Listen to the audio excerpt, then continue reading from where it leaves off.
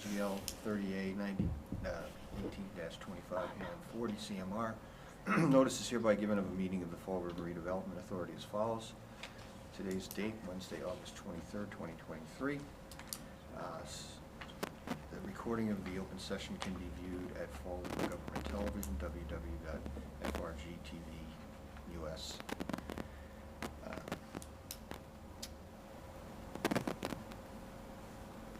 Person went to the open meeting law. Any person may make an audio or video recording of this public meeting or may transmit the meeting through any medium. Attendees are therefore advised that such recording and transmission are being made whether perceived or unperceived by those present and are deemed acknowledged and permissible. Do roll call. John Erickson here. Louis Condos here. Ron Rooston here. Ann Keane here. Also joining us are Sarah Page, our Executive Director, John Coughlin, Counsel, Karen Martin, Project Coordinator and Executive Assistant.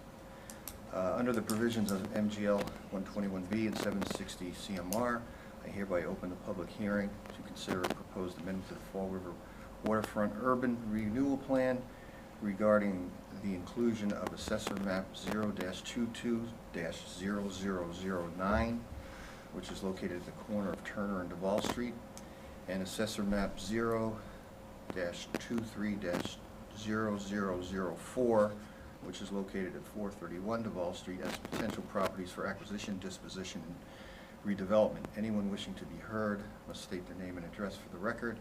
Each person will be given 3 minutes to speak. Please address your comments to the chair and limit your comments only to the subject matter of the public hearing. Any written comments received by the RDA Executive Director prior to this meeting hearing will also be considered part of the record of the public hearing. Did we get any written comments? No. No. We did not receive any written comments. Next, we're going to hear a presentation from our consultant, Allison LaFleur from Stantec, planning firm that works with communities to develop and modify urban renewal plans. Hi, thank you for having me. And just a quick presentation for folks watching at home and the board here. So quickly, I mean, you just introduced us all, so we're gonna go ahead and skip number 1. We'll talk a bit about what the urban renewal process, the urban renewal planning process looks like, both for plans and for amendments, which is what we're doing today. Talk a bit about your 2019 urban renewal plan, which is what we are looking to amend. Talk about some highlights and some implementation achievements that the Redevelopment Authority and the city have had since 2019 when that plan was approved. Then talk about the 2023 amendment, as talked about, with 2 small parcels, and then take any public comment. So we'll skip the introduction since we just did this. I'm Allison LaFleur, supported by Sonia Sternlieb on our team at Stantec. So urban renewal plans, the name, it's exactly that same program. The name has stuck. The state has not updated the name, but we do it in a very different way today than what we are all familiar with in the 60s and 70s. So it really helps communities facilitate redevelopment, right? We have a lot of spaces that we use the word blighted and decadent. It's substandard is another word we use, but in reality, it's really places that need a little help getting going, right? Maybe commercial businesses have closed, residences are vacant or underutilized. Maybe we have a 6-story building and there's one tenant on the 5th floor and that's it, right? So, and the building's falling into disrepair. So it helps redevelopment authorities work in partnership with the city and nonprofit, for-profit partners to put this together, right? What needs to happen here? It's clearly not happening in the current market. So we need to kind of induce some of this development, right? We make it easier, we do some reparcelization, maybe these parcels are too small, maybe the owner just isn't involved. So it creates it's a planning process for sure, but it's more than that. It's linked to an explicit strategy, right? It's not just, oh, we want this place to be mixed use and vibrant. Great, that is wonderful and really important, and we do a lot of plans that kind of stop there, but this gives us tools, specific tools, and a specific approach to, okay, how do we do that, right? What are the key parcels? How much money is it gonna take? What are the strategies we can use to fund this? Who are the partners? You know, it sets us up to really get the property under our control so that we can then kind of help facilitate and direct redevelopment. Obviously, lots of opportunity for public and community engagement, public input, public hearings like this, publicly, open board meetings every month, reaching out, conversations, feet on the street, that sort of stuff. And it creates that blueprint for decision making of, what are we going to do, right? How do we have these projects we want, how are we going to do them? What makes sense, in what order we go? How do we do that? Beyond the Redevelopment Authority, so here Fall River Redevelopment Authority, it has to get approved by the city council in whatever community, and then the organization department, formerly DHCD, I think we all are really familiar with that name, but it's now the Executive Office of Housing and Livable Communities. And they also assist through the relocation process, so it is, it's a locally controlled plan, but with state oversight and support. So in 2019, I don't know how many of you were on the board in 2019, but we have, a large area we identified in the waterfront. Duval Street, we have this Route 79 project. 79, right? Sorry, I'm dyslexic and struggling today. The 79 project, it's an area that used to be a heart of Fall River and has the opportunity to be so again, right? And so we spent a lot of time, or you spent a lot of time, looking at the different options, putting pieces together. It was approved in 2019. It's a large URA, urban renewal area, which was divided into 3 sections. The South Waterfront, thinking about current and cultural assets like arts, museums, and parks. The North Waterfront is focus of jobs in open space. And then the Central Waterfront, which is where we are now, is developing a new community as we realign Route 79 and Duval Street. There's a lot of opportunity here. And that sort of area can connect these different parts of our 3 parts of the waterfront within the waterfront area, but also to the rest of the city. It supports, MassDOT is looking and has been for eons working on this project to bring Route 79 to street level. And as we know, those are huge projects and creates a lot of opportunity. This will create 19 developable acres just for that one project. And obviously, of course, the city and Redevelopment Authority want to be able to help make sure that that's the best kind of development we can have. We were looking at, almost 100 units of housing so far, actually more than that now, activating the waterfront, connecting physical connections between the waterfront route. When you have an elevated route, it really creates disconnection, right? It's really, physically challenging to get from one side of the other, and bringing that street back to street level really helps to kind of reconnect, and we have an opportunity to knit these communities back together, and creating new spaces. The 2019 plan identified 51 individual parcels on 135 acres for acquisition, redevelopment, disposition. We say is a fancy word. We're going to sell it, right? Obviously, the city and the Redevelopment Authority you're not developers. You're not going to do this, but you're going to facilitate and find developers and find the best people to do these projects. So since then, a lot has happened, which is really exciting. It's been 4 short years. With a little pandemic in there, so that all of this has happened in such a short amount of time is really a testament to the work of this board, your staff, the city as a whole, and the partners. So development, we have the residences at River Edge, City Pier. The reparcelization process is beginning in August. That's coming true. It's happening now. You're in negotiations to purchase the Anawan Street, the 45 Anawan Street property, and you've done some selective demolition. Quaker Fabrics is one where, redevelopment plans and we like to retain buildings as much as we can. That's not always possible. And so, urban renewal plans are a way to help support and get support when demolition has to occur.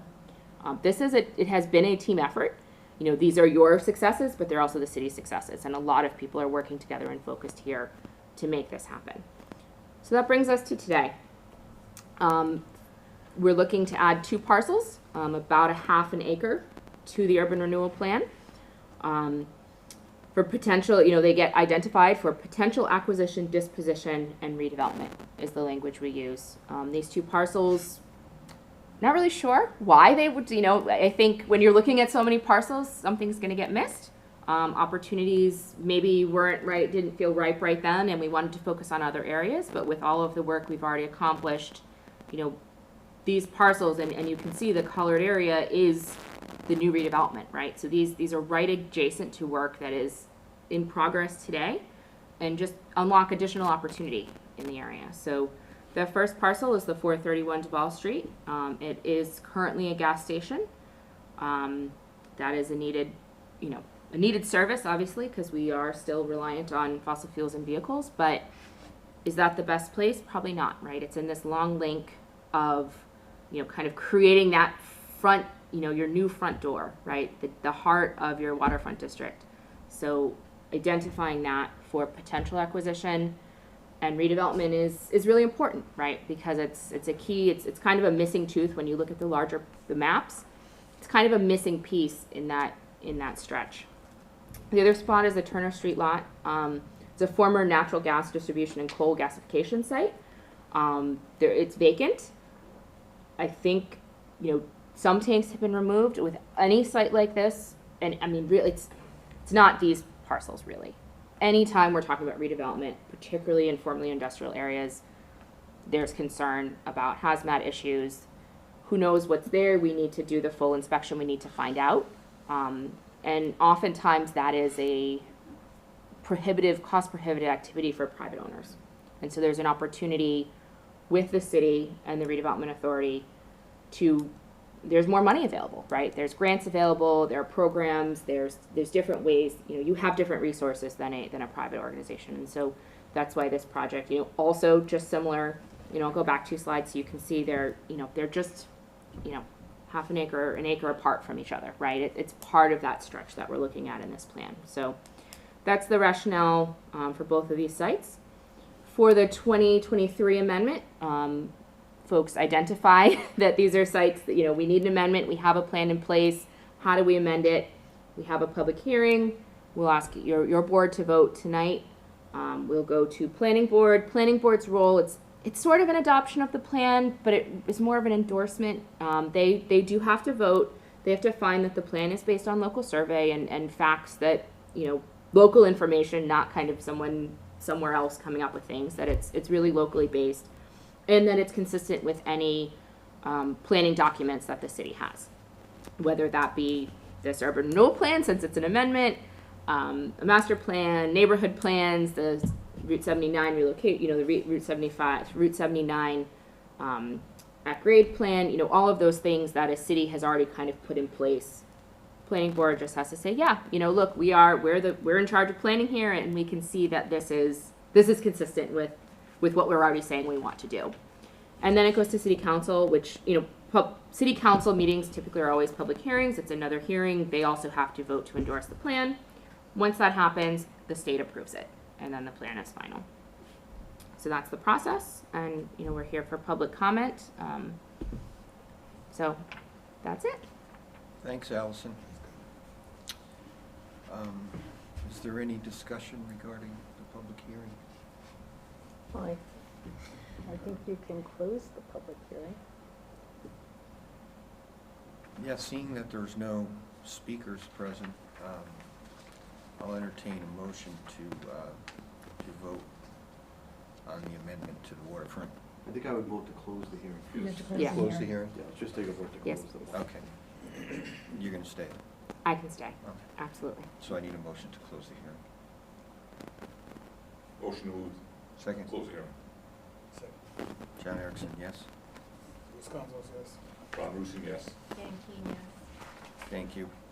And then I think we can take that 60 out of order. Yeah, I'll take that project update. Don't do it on my behalf. No, it's no big deal. Okay. So item 6. Yeah, so I'll entertain a motion to approve the submission of the, can I call it ERB? Sure, call it ERP. I love it. I'm going to start using that. Can I use that, John? Is that okay? Yeah.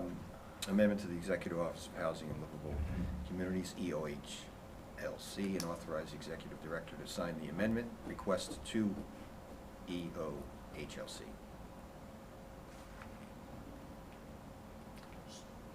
You have to repeat everything. We're just requesting the plan, correct? Yes.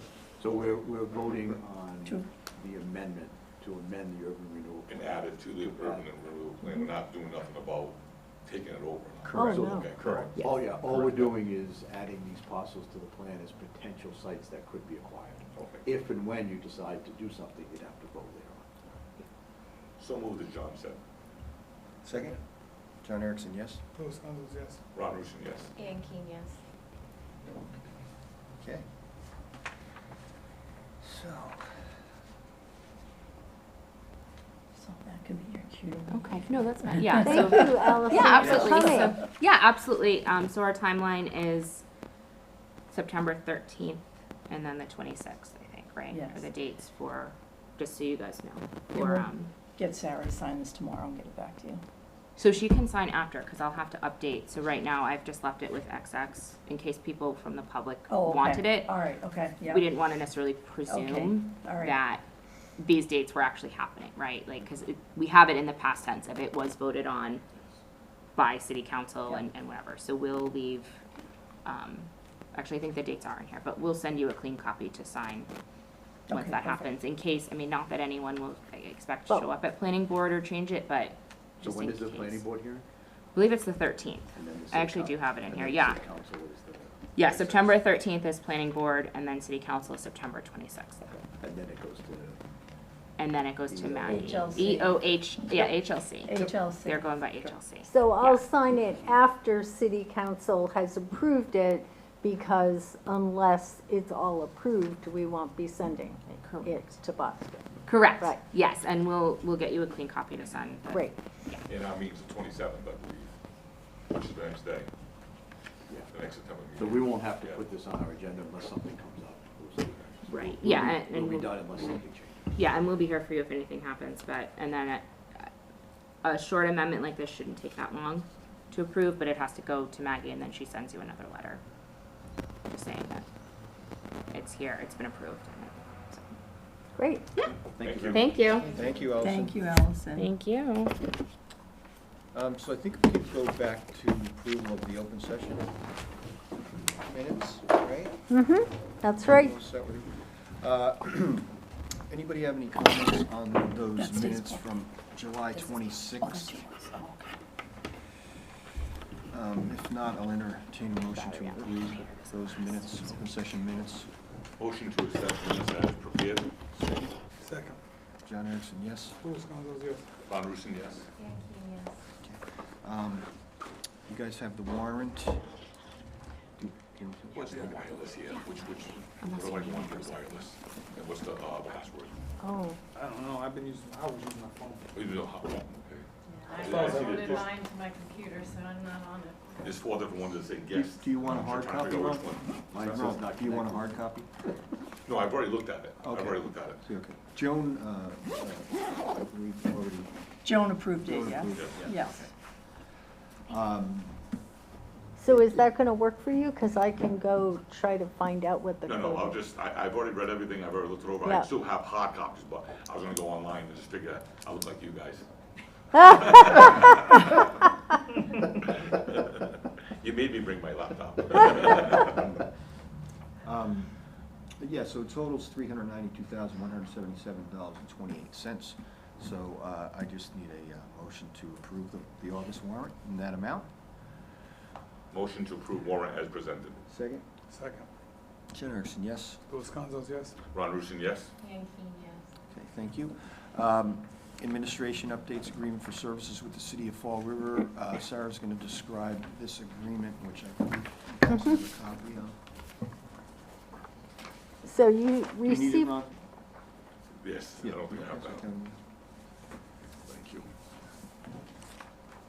so, this agreement we had discussed at the last meeting, but we decided to make changes to it, because we realized that it made sense to separate out the regular services that we provide to the city and what the city supports, what services they provide to the Redevelopment Authority to really support our work. And then in a future document, we're proposing to have an MOU that lays out specific projects we're working on together, one of which is City Pier. And we're asking the city to provide some support to City Pier, and we then are making City Pier available to the city and available to the public, but the city is putting on events on City Pier. So we're going to work on an MOU specific to City Pier and potentially to other activities that we may do in the future, and decided to separate that out from a regular agreement that we hope the city will sign and that we will renew every year for many years. And so this is that slightly revised document.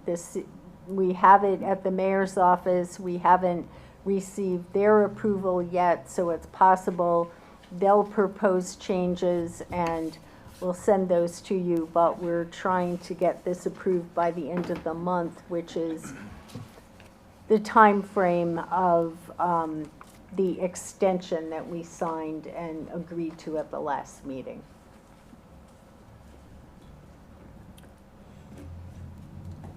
John, have you gone over this? I'm Yeah, I assuming drafted already, okay. Yeah, so it really, this is really a bare bones, the statute 121B allows the city to provide services to the Redevelopment Authority.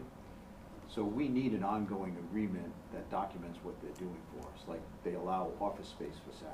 Yeah. They do our payroll, they do our retirement, they do our health insurance for all the employees, those kind of accounting, the normal services that the city provides. We need an agreement that stays in place for that. So really, all this document is doing is confirming that they supply those services to us. We're not paying for them, it's in lieu of them giving us a contribution. And then all we're doing in exchange is providing redevelopment, economic development services for the city, which is what we do anyway. Yeah. So this is really the bare bones of what each side is doing. I think separate from this, and we need this to just be in place all the time. Separate from this, we can do a separate agreement for the city pier. Any project that comes up, we can do an agreement by agreement for those projects. But this, I think, we need in place. And it expires the end of August. The current one. And I want to clarify that we reimburse the city for payroll, for health insurance, for all the benefits. So it's not that the city pays our salary and benefits. They just do the processing as part of all the administrative salary and benefit processing that they do for all city departments. Yeah, what I meant is there's no fee. We're not paying Yeah. a fee for this. Okay. Yeah, they're kind of the pass-through for all of that stuff. Any other questions on it? The term ends in June, is that so that Fiscal follow year. fiscal year? Yeah, and then it automatically renews. That way we Right. don't have to keep doing this unless, and either side can get out of this. Yeah. Termination of 90 days, I see Yeah. that, yes. So it's not, it's gonna keep renewing until somebody pulls the plug on it, but there's gotta be something in place to, because Karen and Sarah, all their payroll, everything goes through the city. And our office spaces in City Hall and all of that needs to be documented. And it says that the rent is free there, I'm assuming? Okay, I didn't notice in here, but that's one of the questions I was gonna ask. No Okay. rent payment unless they come back with a change. FROED had a problem with that, so I figured I'd. Well, but don't forget, they're not a Yeah. government agency, they're a nonprofit. Yeah, A little nonprofit, different. yeah. We're a government entity, so Okay. a little bit different. Perfect. Okay, so, Motion to move agreement for services between the Fall River Redevelopment Authority and the City of Fall River. second? Second. John Erickson, yes. Louis Condos, yes. Ron Rusin, yes? Dan King, yes. Okay, next item is project updates, City Pier, events updates, landscape services, storage box, supplemental drainage, parking lot signage, dock update, and change order number 1. Karen's going to give us a run-through on that. Yes.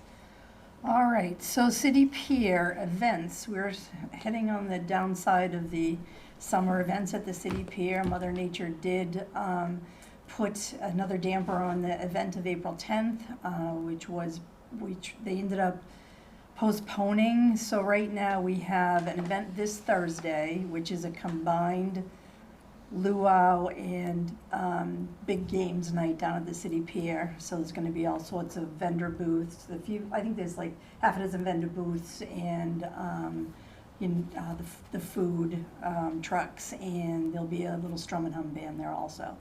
And then Sunday is the Narrows concert, which is, I think Patrick's hoping for a big turnout, maybe up to like 1,000 people, and he's got food trucks and I think Party with Primo, and Troy City's also there. We've got everything in line and That's at signed 4, from right? them. What was 4? that? Is it at 4 p.m.? It starts at 4 and it goes to 8 or 9, I can't remember, there's 3 bands.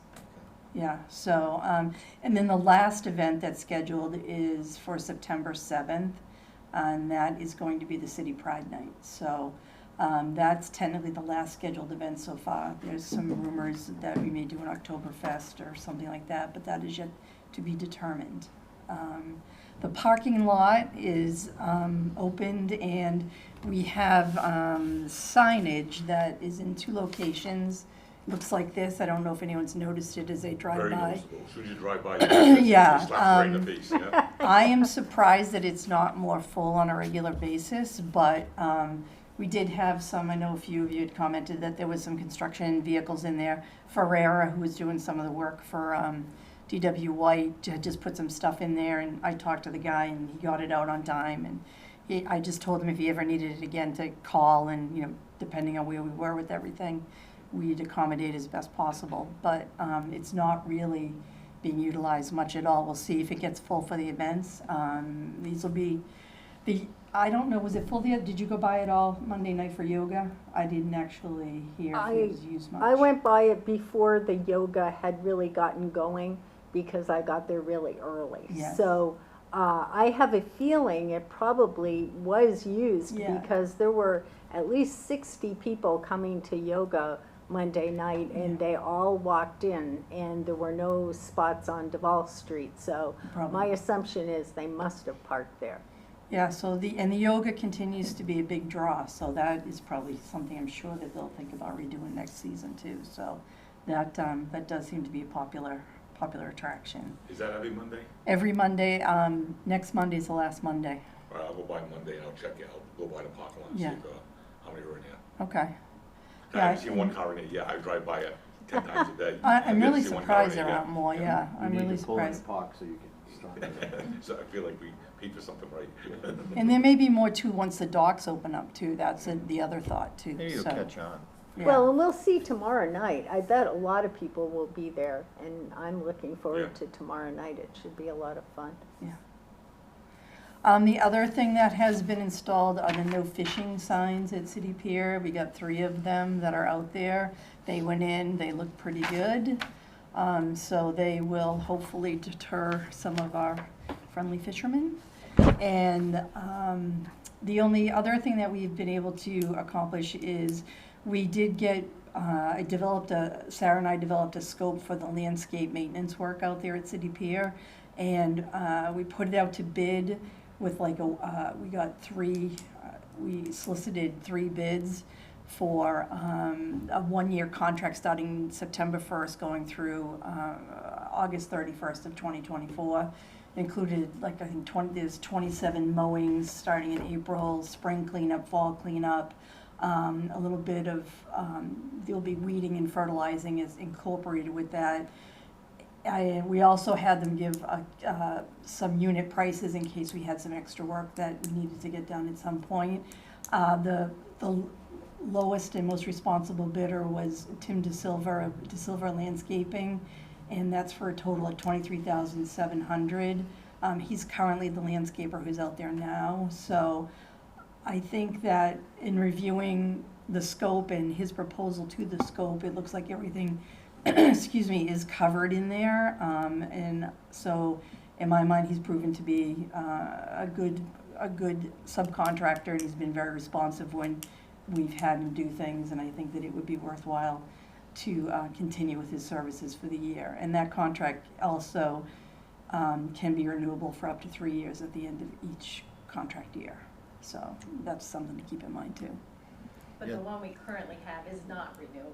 Is that- Correct. It was just a smaller because until we figured out really what we Right. were gonna need and how everything was working out, we've just left it in like smaller increments. So this one will carry us for the year and should work well. He was actually able to drop his per mow price also because he's figured out a good approach and how to do it and everything. So that helped him in that regard too. So I think that proposal is a fair proposal based on the scope. So I'll entertain a motion to approve that proposal from DeSilva in the amount of 23,700. Just a little discussion. You have a question? Oh, you Sure. want a motion first? Oh, good. Any question on it? 23,700, that's $2,000 a month. How much is that per cut? So basically, he's got 27 mowings from April to November. So if he doesn't do he's only gonna do it as he goes. Yeah. So, and it's $375 per mow. Okay. Isn't it plowing too? That's gonna be a separate contract, Oh, it is. Okay. yes. So this is just so 27 mowings at $375, just my math on my head at 7,500 plus, 70%. But you had fall cleanup, spring cleanup. That's and a couple that's other about 10,000. 10,000, 23,000, 13,700 for cleanups, and that has nothing to do with, so why would it go from September to August? Just because of the way the contracts were right Okay. now, really, just to get us moving forward. And that was the best price we had? Yes, No kidding. it was the only price we Yeah. had. The others did not respond. A few people I talked to didn't want to bid on it. Yeah. Do you want, So what's That's included in the cleanups too. 23,700? Cleanup, yeah.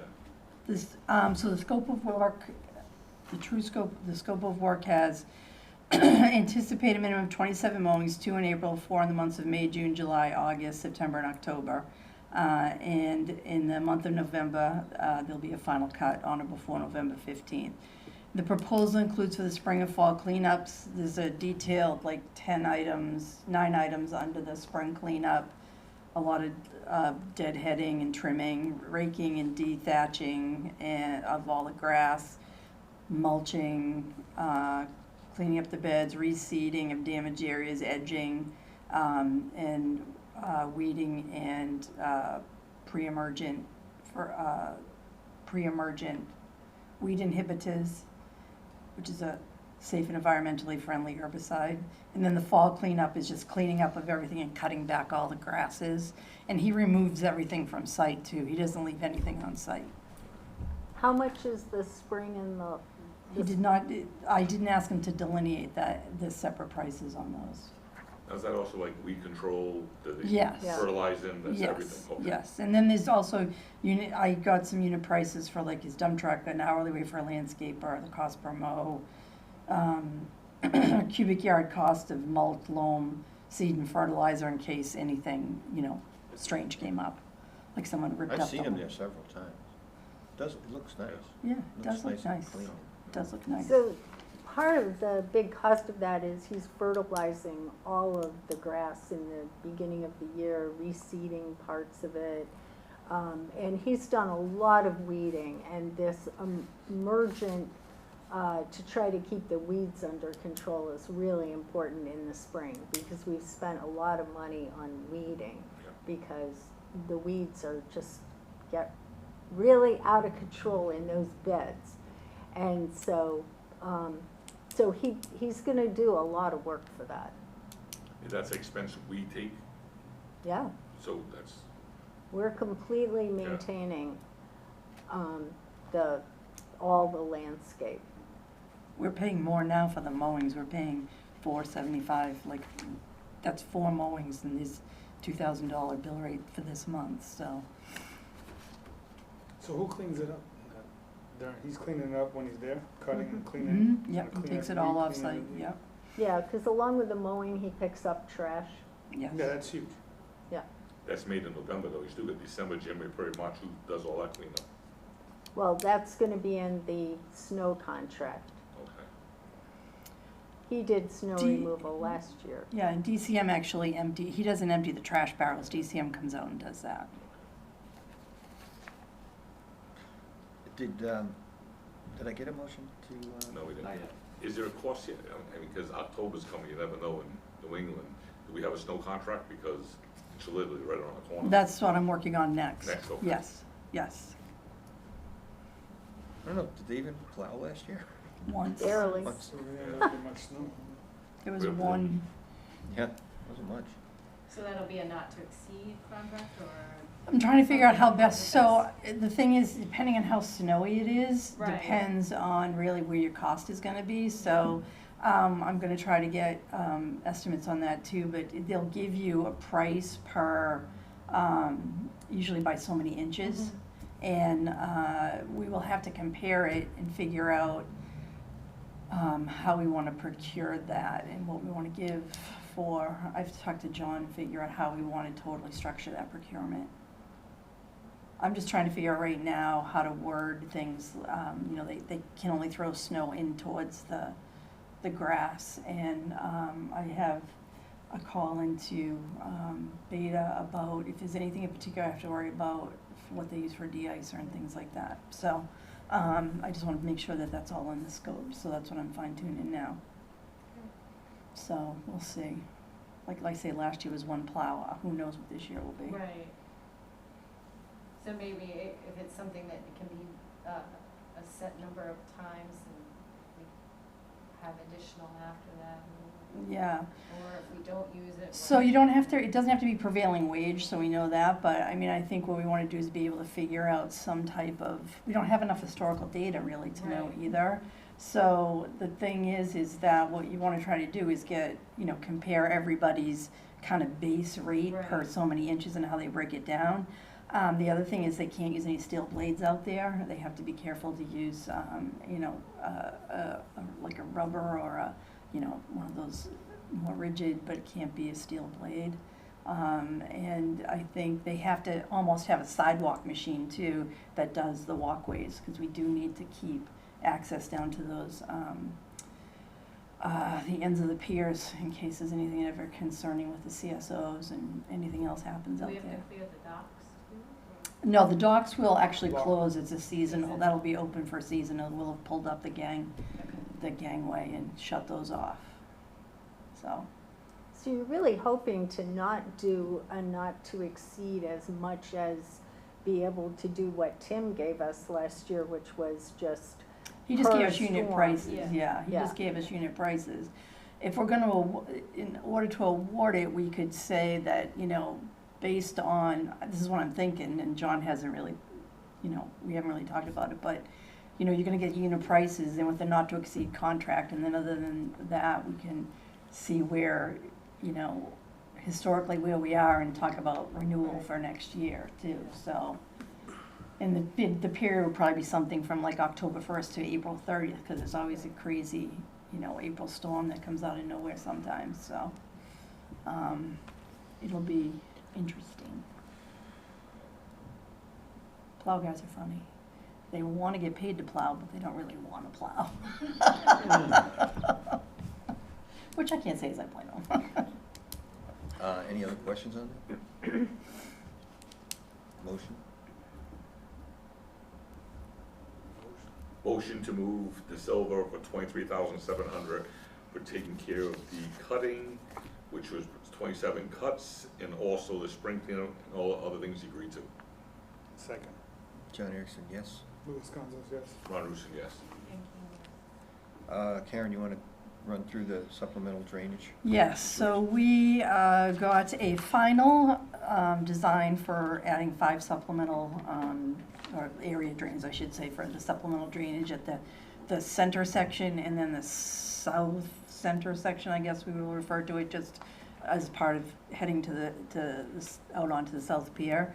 It's being bid out as a work quote where we just, again, you just need to solicit bidders in the hopes of getting some pricing, and it is prevailing wage. So the work is estimated to come in around 18,000. So those bids are due next Thursday, the 31st, and we're hoping to award by September 5th and start the work pretty much right around then, so we can get a good seed placement and get it the grass growing before fall hits. So we'll see what we get for proposals on that. But we do want to at least get the approval from the board to have Johnny authorize a contract for the lowest responsible bidder based on what we get. But I think we had talked about potentially getting a guarantee max of up to 30,000, which is within the procurement limits for that work as we've bid it. What was the 18,000? That was the engineer's estimate, and based, kind of running through with the engineer as to what we think it would take, that's probably pretty close to reality based on prevailing wage and everything. But we But- just picked 30 as like a ceiling. Yes, because that's kind of the level of the procurement that we put it out with. And we're getting 3 bids? We've solicited for that. I don't know what we'll get. They're due 2 PM next Thursday. All right, so as long as we solicit 3 bids, that covers us, no matter how many bids you get in. Correct. Okay. So I'll entertain a motion to authorize the chair to execute a contract not to exceed 30,000 with a responsive and responsible low bidder. So moved. Second? John Erickson, yes? Do you want to say by September 5th, or does the date matter? The date's in the Yeah, the amount, bid okay. stuff, right? Yeah, the date's in the bid stuff, so it doesn't necessarily matter. You want the flexibility to review. Yeah, we just want, I mean, the bids are definitely due by 2 PM on Thursday, and then we're gonna try, see what we get, and as long as everybody looks like they're in conformance, we'll do our best to get the notice to proceed out by the 5th. Okay. Louis Gonzalez, yes? Ron Rusin, yes? John Erickson, yes? Yankee, yes. The next- Karen, the yeah.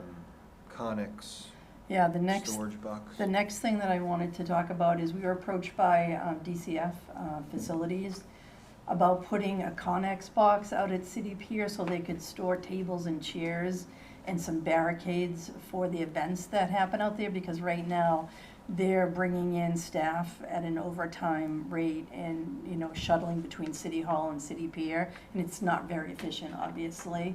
And they would allow us to put, just a few things in there if we needed them, like cleaning stuff, a shovel potentially, if, we needed to pick up some nasty stuff if we're ever out there. And they would like to put a 10x8 Connex box, just a silver storage container out there.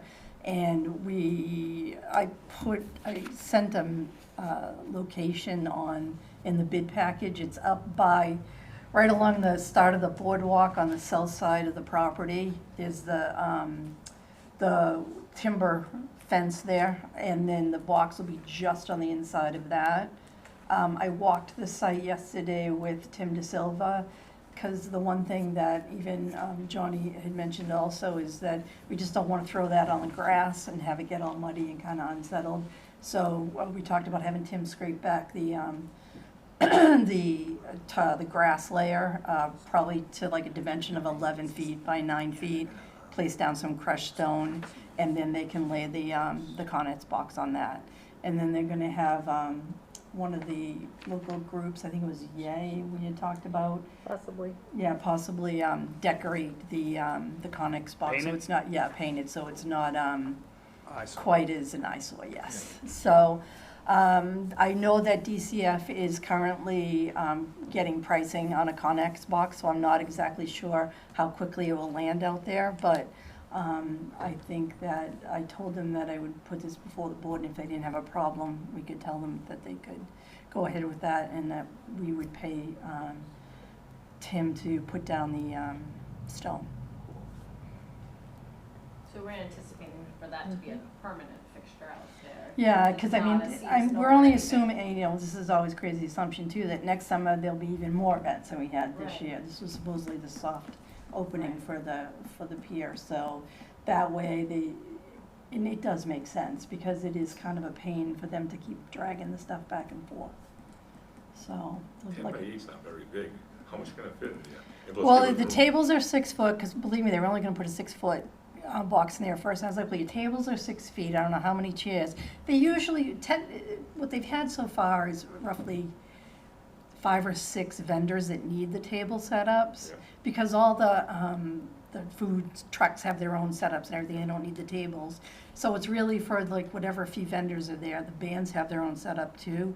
So, I mean, obviously, if there's going to be an extra heavily attended event, they may still need to bring some stuff down. But one thing that's been really great about these Thursday night events is that the Fall River Arts and Cultural Council and Viva Fall River have made sure that there are activities for kids. So there are all these craft activities going Yes. on the tables. One was kite night, and they designed and drew on their own kites, and so so a lot of the tables are really to support these really great family-friendly activities. And, but they don't, you know, we don't expect there to be a need for tons of tables. No. And I think to have it during the winter is also good, because I wouldn't be surprised if there aren't, you know, Christmas carols this winter or some kind of activity out there during the winter months. We have no idea yet, but we'll see. And the lock that's gonna go on the Connex box is gonna be keyed to our master key for City Pier. DCF already has a copy of that key, and we have it too, so. And we can leave a few of our odds and ends in there. Yeah, because I know we've wanted to have a shovel before, and so rake. some, And the irrigation controls or something you mentioned. yeah, right now we have the T wrenches that go in, sorry, I'm losing my voice. The T wrenches that go into the grounds for the hose connections, we can put those in there too. Right now, they're in the water meter enclosure, which is kind of a pain to open. So that would make it a little bit easier. Okay. So I just need a motion to approve the placement of this Connex that we just discussed by DCF and execute, excuse me, a contract with DeSilva Landscaping up to $10,000 to regrade the area if needed and lay a bed of gravel to accommodate the Connex. Any questions on that? Motion. Motion to approve the 11 by 8 Connex box, also with the work DeSilva doing of up to $10,000 to clear out 11 by 9, put some stone around the outside, and make sure that it looks beautiful. Yes. Second. Second. John Erickson, yes. Louis Consos, yes. Ron Rusin, yes. Doc update, Karen? So the most recent thing on the docks, there hasn't been a lot of activity on the site. I mean, you've just seen, if you've gone by, that they still have the temporary fence up, but they've done the landside works complete.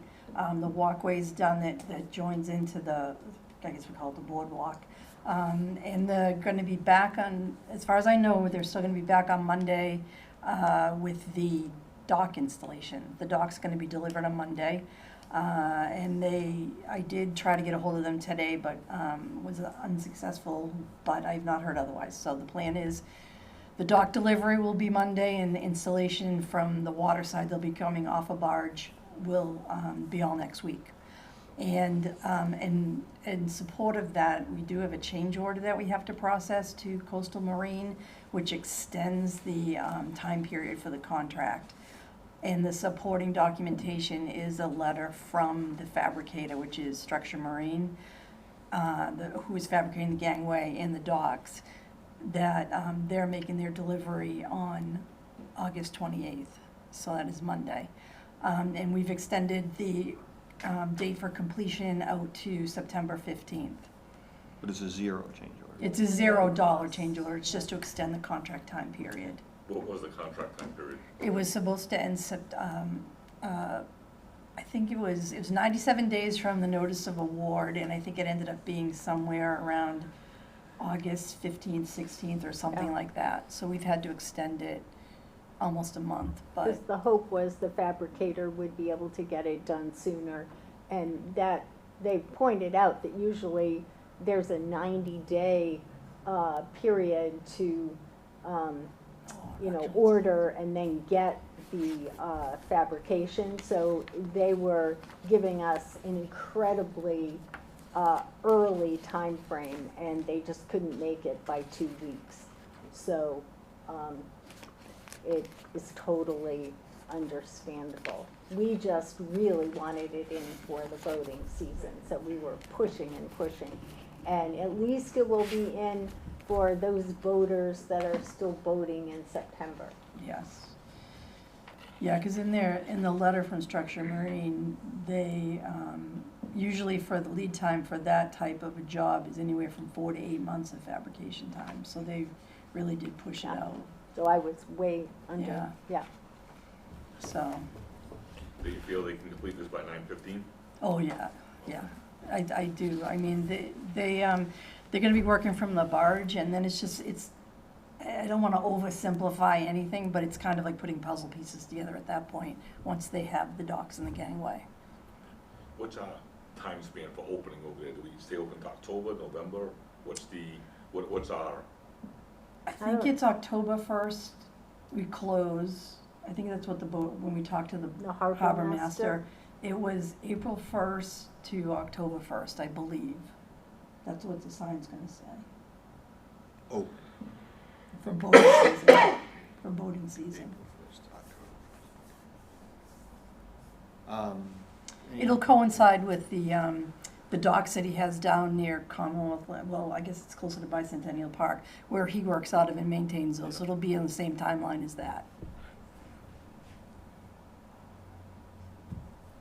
So it's September 11th. Any other questions on that? We just need a motion to authorize me to sign the zero change order. motion to change the completion date from 9/15/23, which was approximately August 18th. Change order with no cost to us, but just extending the contract. Second? Second. John Erickson, yes? Anderson, yes? Yankee, yes.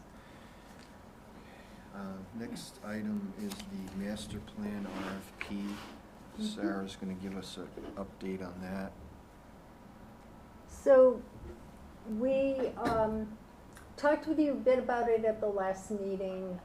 Ken and I both worked to put together this RFP. We got input in the process when I was actually writing the original grant proposal, applying for funds, which we hope we'll hear in a few months if that was approved. So we got input from a number of people. We reworked the scope of work and the requirements for the RFP. So we put a lot of effort into it. And it's now been submitted for advertising. It will hit the Herald News this coming Sunday. We've said that bid packages will be available Monday, the 28th. John is all set to do a final review of the whole bid package. Then we put a date of September 28th for them to, for all the RFPs to be submitted. And I talked with Dan Aguiar, the city engineer, and he was surprised we weren't giving people a little more time. And we're really anxious to get the bids in and get going, but I did want your take on it. I've been hoping to call you, Ann, and see if you had input, because we could still extend it by another couple of weeks.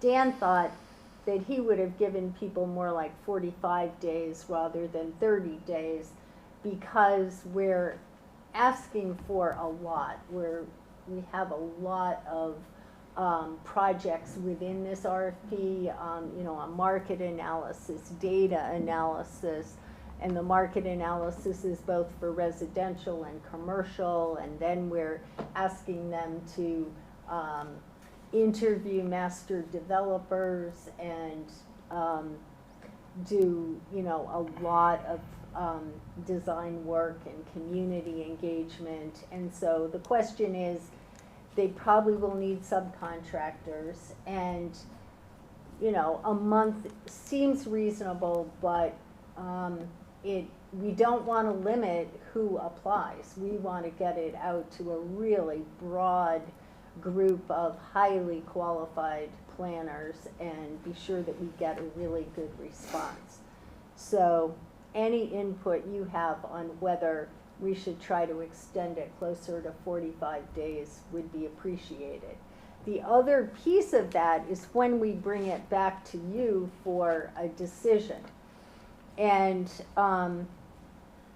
we want to put together a committee to review it, which includes Karen, Ken, and me, and we would really like 2 board members to be on our committee. It's going to be quite a bit of work because we're hoping we get 15, 20 proposals. I don't know if that's realistic, but every planner I've talked with says, oh, wow, that's just so exciting. You know, it's a pretty exciting project for a planning firm. So, so it may be really a task to go through all of these, get them down to a couple that we would probably interview.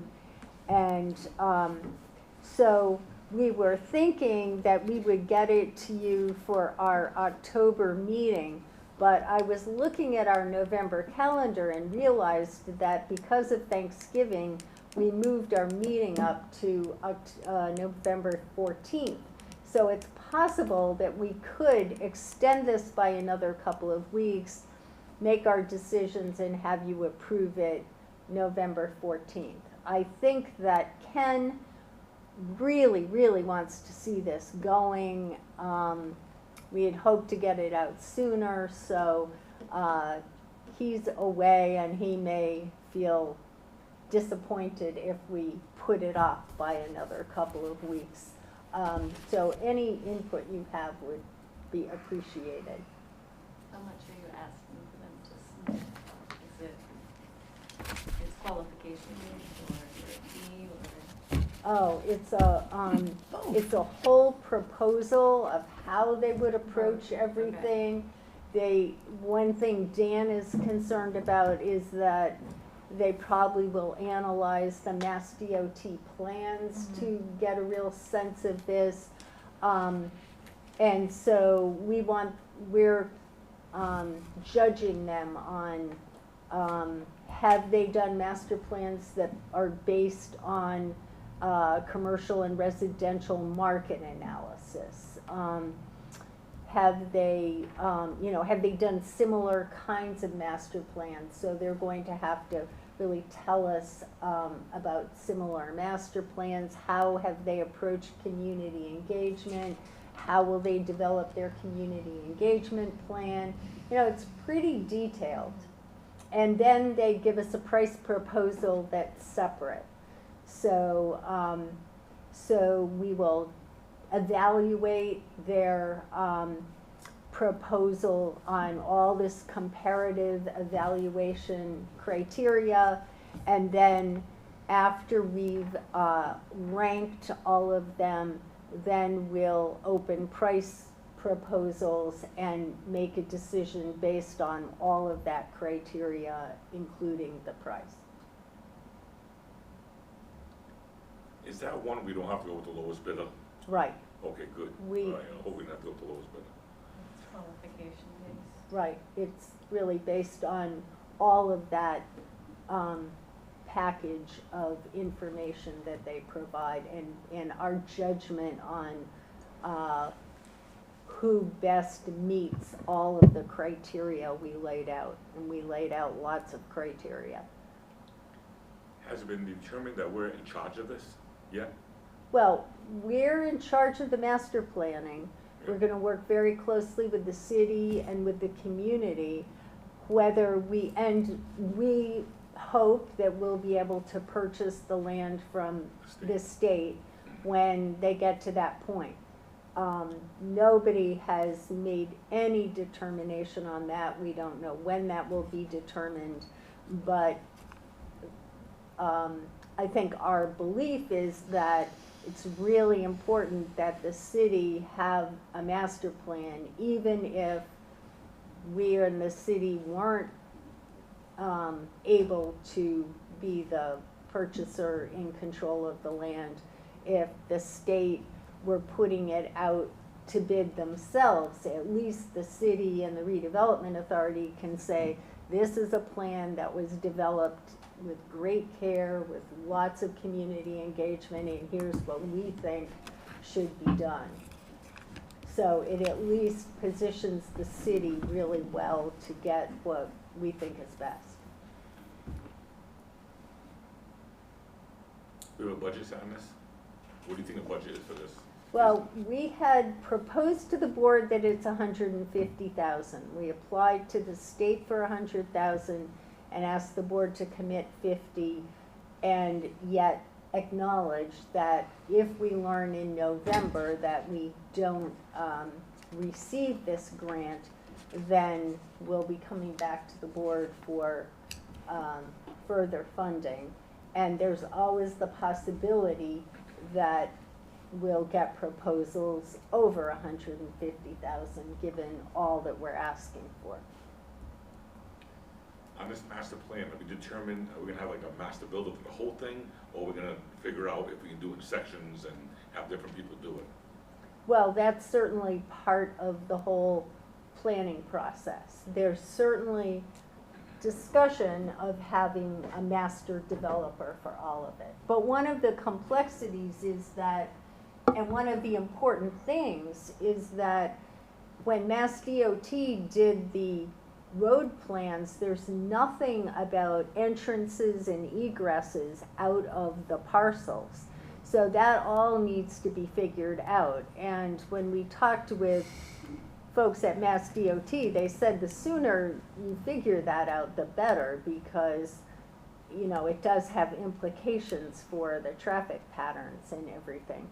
And it really will require that the entrances, to some extent, will eat up land, you know, the entrances and exits, because there really isn't a lot of land set aside within the road. So you're gonna have to have kind of on-ramps and off-ramps built into the parcels. And so that all needs to be taken into account. And there, you know, there's some area that's 100-year floodplain, and there's the need to figure out where parking will be. So there's so many things to be taken into account. Do we hire a consultant to look over this? Or do we try to do it ourselves? I don't know if we're qualified to look at that bid on the mass. I know I'm not qualified, I'll be the first one to admit it. Are we qualified to get 16 master plan proposals, RFPs, and determine which one's the best one? Or do we hire a consultant to do that? That's what I'm wondering. I had thought of needing a consultant to do that. Makes sense to someone that's done it before out in Boston or something, look it over. Wouldn't it be the same They're probably type gonna of wanna bid entity it. that would bid it? What's that? They're gonna wanna bid the job. Yeah. I mean, most cities and towns, to be frank, look at their own bids and make a Yeah. call, because the companies that would review it, the companies that want to bid on it. I have to imagine it's a $250 million development without even just looking quickly at it. I don't think I'm qualified for that. But I you're think not- I've done- We're not yeah. getting that kind of proposal. I don't mean to interrupt. I mean, you're not getting a proposal about the development, you're just getting somebody to say, here are reasonable entrances and exits, and, you know, looking at zoning, you know, right now, so it really is planning, it isn't, you know, the development, but I get, it's It's- huge. Well, It's creating the framework and guidelines kind of Right. what the city wants. The person you hire to do the plan is your consultant. Yeah. Because that's who you gotta work with to come up with what you want. I'm assuming that to enter, if we're gonna put buildings in the center, right? But we're not. No, the same. Okay. That's the goal, right? Yeah. No, us. Somebody will, The buildings will be in the center, correct? yes, Right? right. We're, to enter those buildings and exit those buildings, it's got to be on them little side streets that Well, lead to the water. possibly. Yeah, you're gonna come up, that would just be a train wreck. If people are trying to go north and south and then enter a building, they're gonna have to go into them little side streets, just like you go into a parking garage, you know? So you're keeping the flow of traffic going, and people can just make a left and go into the building and make a right. You know what I mean? They're not gonna be coming down 79 and going to a building.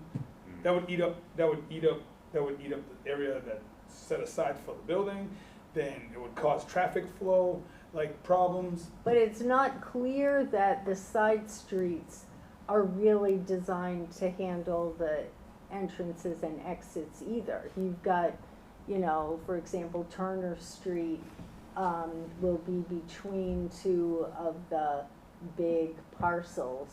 And it's not clear that there are easy entrances and exits on those side streets either. So that's something that really needs to be figured out. When we talked with Mass DOT about it, they said you are going to eat into some of your developable acreage because it wasn't that entrance and exit lanes wasn't left in the Duval Street design. So, and we asked them to include it in the design, but they said they couldn't because until you know what you're doing on those parcels, you don't know where the entrances and exits should be. So it's possible that they'll be on the side streets, but it's possible on some of them, they'll have to go onto Duval Street, and that's not clear. When you say side streets, you mean the ones that go from the northbound to the southbound? No, she's the ones that run into the water. East The or ones that run to the water. Right. Yeah. Like Besides- Turner, East, Hathaway. west, So there's Go across. Hathaway, there's Turner, Turner. there's The one that's- President's That's the one Ave. that's connecting us to the water. That's what I said. It's not Okay. north and south though. East-west. No, I East-west. mean, I'm saying that the one, the streets that cut between the northbound and southbound. Yes, Yes, yes, yes. yes. We Okay, misheard you. okay. We thought you were saying that we're going north and Right. south. Right. Well, But don't forget, you don't know if every one of those developments will have frontage on a side street. In other words, you don't know how those parcels are gonna be cut up. So some of them may be able to access the side street, but some of the interior ones may not. So you really, until you do zoning, I mean, you don't know what you can put in. I was thinking it was gonna be like that. No, remember the image that was created? There's a long image there when we first agreed upon how many lots were gonna be. There was Well, a couple different variations. Then there was yeah. a visual one. Right, so it's broken up into, I think, four Four, or right? 5 segments. Mhm. Yeah. And so we know that, and we know But what, within those segments, you don't know. right, we don't know what's within those segments. And the radiuses coming in now for driving is gonna take up a lot of that property. I know it north is. end, Cause it's not wide, and I know even doing a little project, and your condos, you have to figure out how to get out of them. The radiuses take up a lot of space. I know, The buildings might be smaller than we thought. yeah, absolutely, which is frustrating. So to Ron's earlier question, this information that we would get from whoever we decide out of the 16, is it like just a general overview, or is it gonna say you should have a restaurant here, you should have a retail here, you should have a hotel here? Is it, I'm just confused about the scope of what they're actually gonna give us. Well, it's more general. It will, the market analysis hopefully will tell you how big a hotel could be rented, you know, over the first 10 years, and then potentially project that you could increase the hotel space 10 years later, that you can absorb X amount of market rate residential, X amount of more workforce residential, and I'm making this all up, but, you know, that you could absorb X amount of commercial space that's restaurant versus that's boutiques, you know, and give some sense of, you know, you would want your commercial and restaurants aligned probably to the waterfront side is the vision. Then what would you be having face the other Duval Street side? What height will the buildings be? And that's a big issue that the waterfront transit-oriented development zone that we have now says they need to be 6 stories, but you can you can go for a variance for 12 stories. And so there's a lot of concern that you don't want every single one of them to be 12 stories and block all the views. So that's a big issue that would need to be thought through. So it's not as if you're saying absolutely a hotel will be here and this will be here, but it will lay out options and where you might put these and what, to think about. These are the reasons why you might put the hotel on this parcel versus that parcel. And it also, we kind of look at what can you fit on these. If you're looking at parking, how much parking are we going to need and where would it make sense to put the parking? And would probably again be options. You could put X amount over here and X amount over here, but the downside of that would be this, and so you might consider this other way. So there will be lots of kind of considerations and suggestions and reasoning for why you would do one thing or another, but it's not going to be really prescriptive because any developer is going to say, well, I like to do my developments in this way, and they're going to have their own take on it. And so when anybody goes to look for developers, they'll be saying, here's what we're thinking, here are some of our definite decisions. I mean, the city could say, we absolutely want this on this parcel, and there could be some absolutes that the city really tells the master planner they want, but it's definitely going to be not completely prescriptive. It's more diagrammatic than hard line drawings of buildings and such. Probably be blocks of buildings being shown, or that kind of stuff. As I'm anticipating, that's what. We said something about wanting a bird's eye sketch and views. Yeah. So the proposal is not gonna tell us what it is, it's gonna determine us how they're gonna do it. Right. So And the, whether How they they- recommend- the cost how of- they the recommend cost of it getting be what we're done. gonna have is what's part of the bid. We're just gonna find out, so we're gonna have to look at 16 proposals and say, this is what I've done, this is what I've done, this is what I've done. Right. And then they're gonna say, once they say for X amount of dollars, we'll figure out your master plan for you. Yeah. But the problem is we're not gonna know what that master plan is. We want to figure out how good that company is Correct. that's doing it. Yeah. Right. Who are you gonna work with to create it? That's Yeah, what who's you gonna want to create it? That's what you To decide. consult. But they're Yeah. gonna, I assume, once you hire one, they'll have meetings with the board, they'll have meetings with city officials, it'll be a long process to Yeah. develop that plan. Yeah. You just wanna hire somebody who's qualified and Exactly. experienced at a reasonable price. That's really what you're trying to do. And we wanna do it now, so it's ready for a year and a half, 2 years down the road. Right. And remember, this plan is not binding on anybody. In other Yeah. words, if it goes into private hands, they don't have to follow this plan. Yeah. You're just coming up with a concept, and if we end up with the property, it may be something we implement, but it really is just a concept. It's not zoning, it's not regulatory, it's not mandatory, so that's all it is. But the city would like them to suggest changes potentially in Right, and the zoning. city could make zoning Yes. changes in advance. and Right. that stuff. I think it's a good idea, because it's kind of like, we're getting ahead of the game, Right. in thoughts, working together. And if we have a chance to acquire the land, you could say we've already done a master plan. Exactly. That's kind of the benefit. So just on the timing, we're saying up to 9/28 to October 28. What's the hurt to go to November 14th? I think I'd like to give them more time to make sure they do a thorough job of what they're gonna do.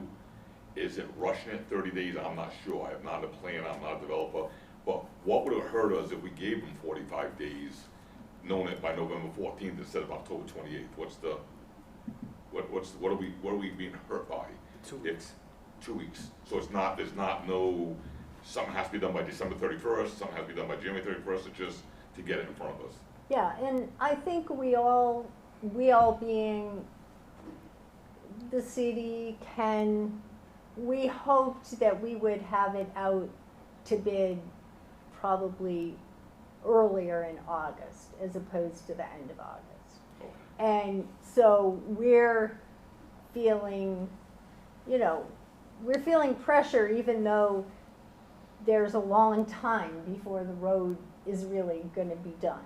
But, and that was Dan's feeling, was what is 2 weeks at this point to give them another 2 weeks to really consider, you know, just to really have enough time to get a good package in. And we don't want people to eliminate themselves. There's the fear that if you had a really good firm that's really busy, they could say, we just can't do a good job on it, and you wouldn't want to lose people because our timeframes were too tight.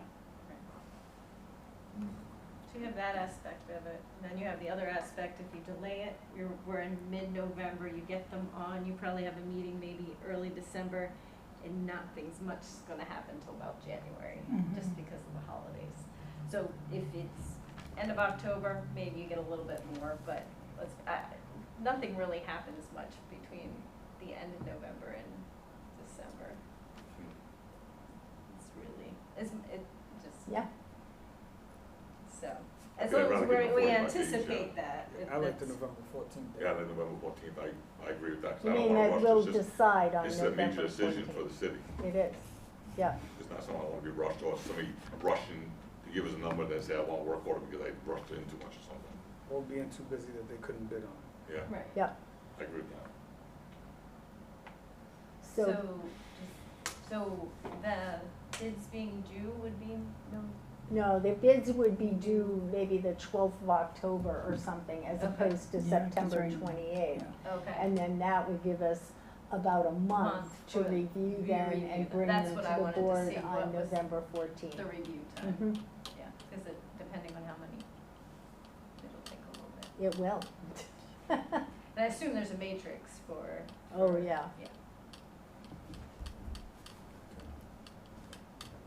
You say you sat down with Kim and already did the criteria for it, or what you're gonna put in the RFP? Oh, yeah, we've got it all finished, and I just am doing a final check, and John's gonna do, you know, he's gonna review it, and, but I got, we had worked on the criteria, but I went and got, what the water department has been using, and the water department developed, really, a spreadsheet to do the analysis, so I'm going to work from their spreadsheet to really give us a really good tool to evaluate, but we worked really carefully on the comparative criteria, so we have several comparisons that, you know, we'll use to rank them. So is the anticipation that the committee will come back to the board on the 14th with somebody, Right. does that, it's part of the review, having people come in for interviews?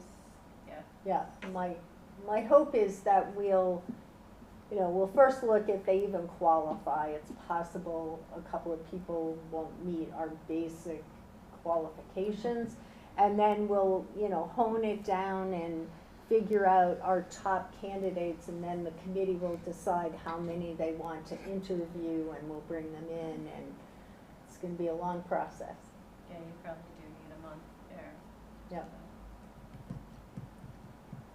So what's the next step that we need to do? She needs to know when the proposals are due.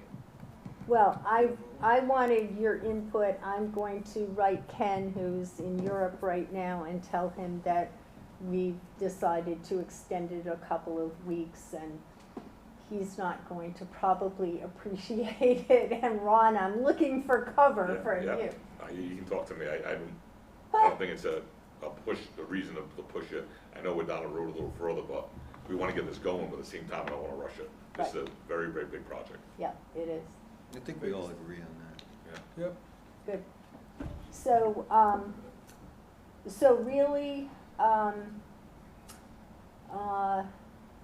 the review committee, what, is there anybody on the board who is up for being involved in the review committee? And I would pick, my advice would be to pick just one member of the board. And we don't want this to be a subcommittee of the redevelopment authority. you don't wanna do open meeting laws, you don't wanna do all that No, stuff, I was so, thinking, we were thinking too. yeah, just don't, So that be careful makes it about calling it a committee or Oh, calling right. it a, you It's know, just a it's a review review. task force. It's a group that's gonna Yeah. review, so I would do one, maybe two tops, but be careful it doesn't become a subcommittee. And who, would you just, one from the board and then You can- Karen, Yeah, Sarah, the staff are Ken? fine, Ken. Yeah. Yeah, I'll look at them with them, Yeah. but I think just at least one member of the board to be part of that, if you want to, but Do you recommend one? I recommend one, but unless you feel strongly. Okay. It's just- Because once we go to 3, it now becomes Well, open Oh, law. you three's a can't quorum. have three. Yeah. Three's a quorum, but also subcommittees have to follow the open meeting law too, so you gotta be a little bit careful about creating subgroups of the board. Mhm. A single member is always fine. Two, probably okay, don't call it a subcommittee, but unless you feel strongly about who wants to review it. Any volunteers? I figure I'm unqualified for it. Unqualified? I've never done that, and I don't know. This It's is- across the street from The you. most real estate guy in here. No, I'm talking about just, not the master plan I'll be involved in. Like, but to qualify somebody who make the master plan, I have no experience whatsoever. I don't even know what the planners do, to tell you the truth. Hope that means you're the guy. Or her, she's. Well, Ann would be.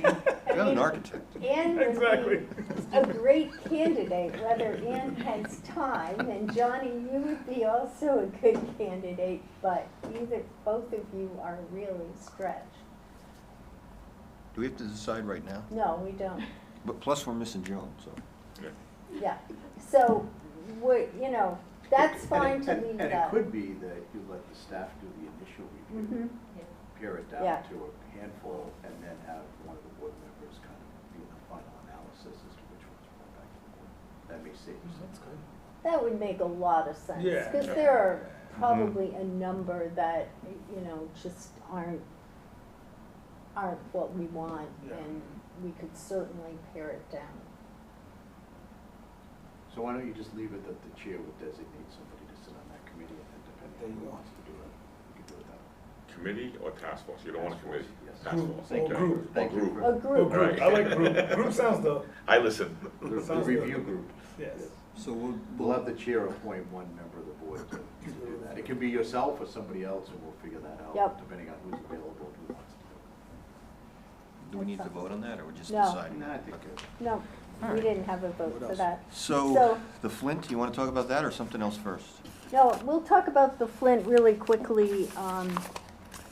So we're giving our consultant a few changes to the revitalization roadmap. The good news is that a number of us felt that it needed to be reorganized a bit. There was, in our minds, redundancy in kind of the executive summary, and then all the ways that the different layers of planning were laid out. And so we worked out change to that, and we're really happy the consultant's going to kind of reorganize it a bit to make it a little shorter and less redundant. And then we have been telling you often about the MIPA review process, and the fact that because it's an environmental justice community, we need to do a much lengthier analysis and review than we had originally anticipated because of new regulations that came out after we hired our consultants. So we got a proposal from Ty and Bond, the firm that has done lots of MIPA review, and they're part of Emily Innes's team. But this work is a whole extra piece of work. And they've given us a proposal of slightly over $25,000. So we have involved all along our program officer at Mass Housing, and they funded the original $100,000, and then they agreed to a second $100,000, so it's really a $200,000 project. The contracts are not with the Redevelopment Authority, they're with the city. And so she worked with us to make sure that the MIPA review process didn't cost as much as it could have. And so we tried to keep it to a reasonable cost. And a good solution that we came up with the other day is that instead of Emily adding it to her contract, which then would be adding it to our contract, Mass Housing will pay Ty and Bond directly. And so it will remove a lot of paperwork, and Mass Housing already has a contractual relationship with Ty and Bond, and they're often really hiring the consultants directly. And so the way we're going to handle this is that Mass Housing will just contract directly with Ty and Bond. They'll do this MIPA work, and hopefully it will get done quickly and we can move on and get this project moving. Because what we all want to do is be implementing it, and this planning process has gotten very bogged down and we want to be done. So that's an update. You don't need to vote on that. We think that's a good solution. Did we, I forgot, did we decide earlier that we were gonna go back to open session for that number 8? Or were we gonna table that? I can't remember. Because we're gonna go into executive session, but I couldn't You're remember. gonna come back for one vote under 8, just the Anawan Street. Okay, Yes. all right. Not the- Not the, not the, Right. okay. Yes. All right, good, so, We need the other- Sarah, Chair we makes need a the other vote. Hmm? We need the other vote, we need 2 votes, On, coming out Oh. of executive session. right, so actually, I think, I don't know if you we were on don't that need conversation. to do the second vote, I think, so let me talk with John a minute. So, we agreed to take that out, but then Karen pointed out that we were going to change. Well, I crossed it off. I crossed it off, but I can't remember what we decided, because we were going back and forth. And so, in the last ordinance. I used to remember. agreed I remember that too. I'm scared. I'm scared. I forget so many things now. That's true. People's names. Yeah, they do, right. I'm hoping that's warm. It Yeah, is, let's it get is. I thought it was me. It's So we- on I think as we get older, we get so full that stuff falls out. because we, And the we board can't remember clearly everything. Well, that's what I'm hoping for. That's what happened to me. It's just Okay, useless okay. information. Okay. Yeah, it's useless information. Oh, yeah. Okay, Ready? What's the verdict? so we already took a vote on it, and the vote that we took at the last meeting is adequate, so therefore, we only have You have one one vote. vote. So leave it scribbled up. Yeah. Yes, You have one vote Add coming one. out of it. Do add one. right. Okay, so, the chair makes a finding an open session would have a detrimental effect on negotiating and litigating position of the public body. The purpose of the executive session is to approve the executive session minutes from July 26, 2023, and discuss strategy with respect to potential litigation regarding the city pier project at 2501 South Main Street and 45 Anawan Street real estate transactions. Need a roll call to enter into executive session. John Erickson, yes? And to return to open. And to return to open session for one vote. Louis Gonzalez, yes. Ron Rusin, yes? And Keen, yes. Okay. I will entertain a motion to approve the P&S agreement with Liberty Utilities for the 45 Anawan Street property and authorize the chair to sign the P&S agreement. So moved.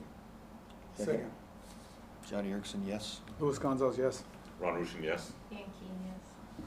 Motion to adjourn. Motion to adjourn? You are on the clock. John Erickson first. John Erickson. Yes.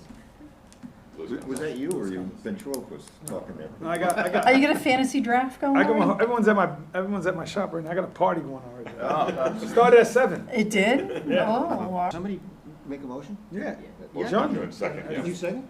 Okay, I Ron said, did. I said John Erickson, that's my name. We all said it. Yeah, I think I we don't did. think Ron We and didn't I adjourn, did. no. No, no, Yeah. You did? Yeah. no, Ron Rusin, yes, to And adjourn. Ann King, yes. All right. Now we're done. Now we're done. We got interrupted.